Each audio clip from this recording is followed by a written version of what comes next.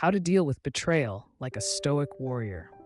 There's a moment, quiet, sharp, unforgettable, when you realize someone you trusted has betrayed you. And it doesn't matter if it came with a knife to your back or a smile to your face, the sting is the same. It's a rupture in your sense of safety, a shattering of belief, a sudden coldness where warmth used to live. Betrayal is one of the deepest human wounds because it comes from those we let closest. It's not the stranger who hurts us most, it's the friend, the partner, the one who promised loyalty and handed us silence when we needed truth. But how do you deal with that kind of pain without letting it consume you? How do you survive the collapse of trust and walk forward without dragging the weight of bitterness behind you?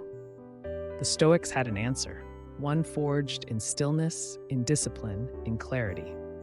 Because betrayal doesn't just test your heart, it tests your philosophy. It asks, who are you when everything you counted on crumbles? And the Stoic warrior? He doesn't react, he doesn't rage, he doesn't fall apart. He endures, he reflects, he rises. Because the Stoic warrior knows that betrayal isn't just an offense, it's an opportunity, a brutal invitation to master yourself more deeply than ever before. The first step is acceptance, not of the act itself, but of the reality. What happened, happened. No amount of replaying the past will change it. No explosion of emotion will reverse it. The Stoic doesn't deny the pain. He sits with it. He stares it in the face without flinching, because truth, however painful, is the foundation of inner peace. Epictetus once said, "It's not what happens to you, but how you react to it that matters." And betrayal, when met with reaction, only multiplies the pain. But when met with awareness, it becomes a teacher. So ask yourself, what does this reveal? About them, yes.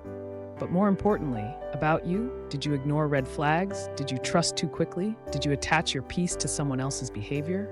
This isn't about self-blame, it's about self-reclamation. Because the Stoic doesn't stay a victim.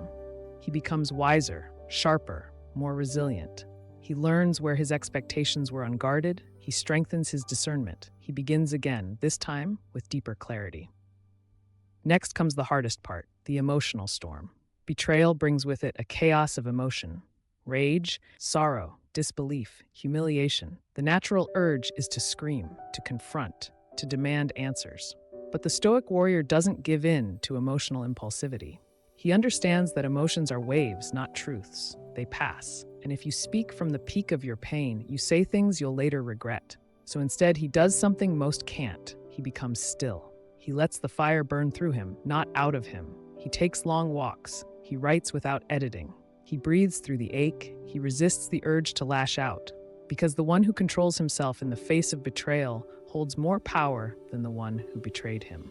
Marcus Aurelius reminds us, you have power over your mind, not outside events. Realize this, and you will find strength.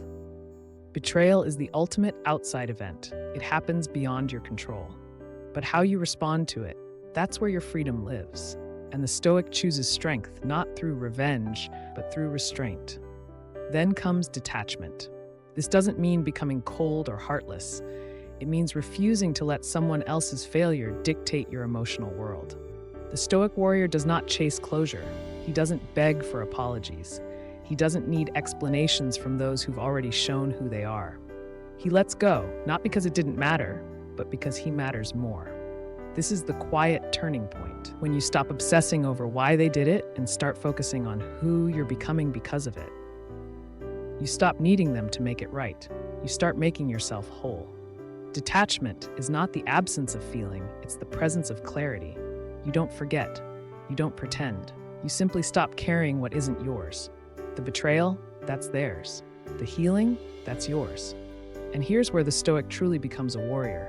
He forgives, not to absolve the other person, but to free himself. Forgiveness to the Stoic isn't a sentimental act, it's a strategic one. It's not about forgetting or excusing the harm, it's about refusing to stay chained to it. Because holding on to resentment is like drinking poison and expecting the other person to suffer. It keeps you bound to the very person you want to escape. The Stoic releases that weight, not for them, for himself. He says, "You no longer have power here. My peace is no longer tied to your remorse." And in that moment, the energy begins to shift. You reclaim your power. You begin to heal, not because time passed, but because you chose to stop bleeding. There's one final lesson the Stoic warrior learns from betrayal. Not everyone deserves access to your soul. Kindness is not a license to be naive. Forgiveness is not permission to return. Boundaries become sacred after betrayal, and the Stoic does not rebuild trust with the same ease it was once given. He watches, he discerns, he protects the door to his inner world with quiet wisdom. He learns to walk away earlier next time, to listen more closely, to value his peace above someone else's potential. And most of all, he stops seeing betrayal as the end. It becomes a threshold, a burning away of falsehood, a clearing of space for something real to grow. Because sometimes the person who broke you only did so to show you what was already fractured. They didn't destroy you, they revealed you. And now you build back stronger, with fewer illusions, with firmer boundaries, with deeper self-respect. So how do you deal with betrayal like a Stoic warrior? You accept the pain without running from it. You master your emotions without being ruled by them. You let go without needing to be heard, validated, or vindicated. You forgive without forgetting your worth. And you rise, not with vengeance in your heart, but wisdom in your hands. Because betrayal will visit us all. But how we respond to it determines what kind of person we become in its aftermath. You can let it harden you, or you can let it sharpen you. You can close your heart, or you can open your eyes. You can collapse under the weight of it, or you can stand taller, speak less, and walk forward with the silent confidence of someone who knows, I am not what they did to me. I am what I chose to become because of it. And that choice, that's where the Stoic warrior lives.